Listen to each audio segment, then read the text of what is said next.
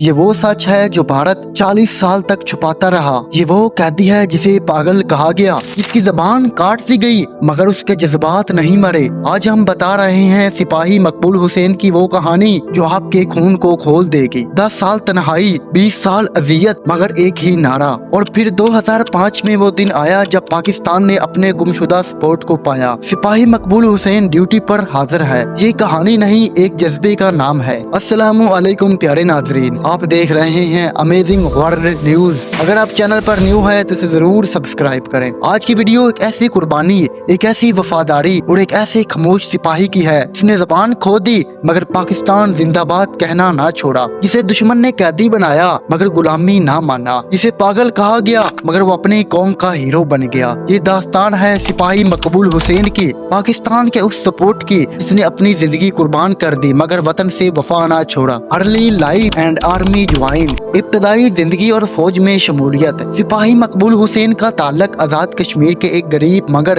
غیرت مند گھرانے سے تھا۔ غربت کے باوجود ان کے دل میں ایک ہی جذبہ تھا، میں اپنے وطن کے لیے جان دوں گا۔ 1958 میں پاک فوج میں شمولیت اختیار کی، محنت، لگن، وفاداری اور نظم و ضبط کے باعث جلد ہی اپنے افسران کی نظروں میں آ گئے۔ ان کا تعلق نادرن لائٹ انفنٹری NLI سے تھا۔ جب بھی وطن کی ضرورت پڑی وہ صف اول میں کھڑے نظر آئے۔ 1965 وار، 1965 کی جنگ۔ ستمبر 1965 پاکستان اور بھارت کی جنگ شروع ہو چکی تھی۔ سپاہی مقبول حسین کو ایک ہی انتہائی خفیہ مشن پر بھیجا گیا۔ ان کا مشن تھا دشمن کی خفیہ نقل و حرکت کا پتہ لگانا، ریڈیو کے ذریعے معلومات واپس بھیجنا، اگر موقع ملے تو دشمن کے ہتھیاروں کے ذخیرے کو تباہ کرنا۔ انہوں نے یہ مشن کامیابی سے مکمل کیا مگر واپس آتے ہوئے بھارتی افواج کے نرگے میں آ گیا۔ یہ وہ لمحہ تھا جہاں ایک عظیم قربانی کا آغاز ہوا۔ کیپچر اینڈ ڈینائل، گرفتاری اور شناخت سے انکار۔ بھارتی افواج نے انہیں گرفتار کر لیا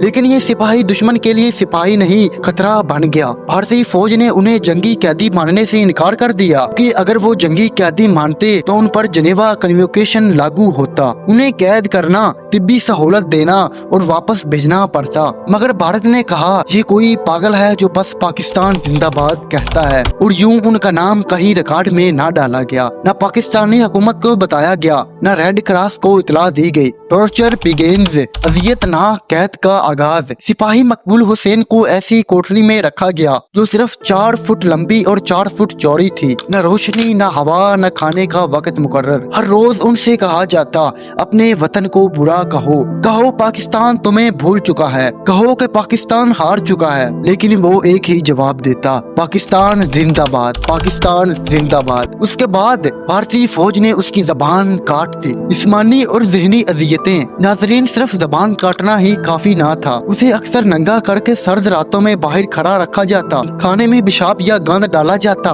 دھاگے سے ناخن کھینچے جاتے اور گھنٹوں الٹا لٹکایا جاتا، لیکن وہ چراتا نہیں تھا، بس کاغذ پر لکھتا پاکستان زندہ باد۔ ایک بار اس کے ناخن کھینچتے ہوئے ایک بھارتی مینیجر نے کہا بولتے کیوں نہیں؟ اس نے انگلی سے زمین پر لکھا بول نہیں سکتا مگر وطن سے وفا اب بھی زندہ ہے۔ 10 سال گزر گئے، 10 سال، نہ کوئی رشتہ دار، نہ کوئی خبر، 10 سال قید میں، مگر ایک بار بھی اس نے پاکستان کو برا نہیں کہا۔ ایک موقع پر بھارتی فوجی افسر نے پیشکش کی ہم تمہیں رہا کریں گے، صرف یہ کہہ دو کہ تمہیں پاکستان پر شرمندگی ہے۔ اس نے جواب دیا شرمندگی مجھے تم پر ہے کہ تم نے انسانیت کو شرمندہ کیا۔ مینٹل ہاسپٹل اینڈ انسالٹ، ذہنی اسپتال اور ذلت۔ 1918 کی دہائی میں بھارتی فوج نے انہیں ایک پاگل خانے میں منتقل کر دیا کیونکہ وہ پاکستان زندہ باد کہنا نہ چھوڑتا تھا۔ ایک دن پاگل خانے کے ڈاکٹر نے کہا تم یہاں کیوں ہو؟ مقبول حسین نے کاغذ پر لکھا وطن سے وفا کی قیمت دے رہا ہوں۔ 2005 دا ریجرن،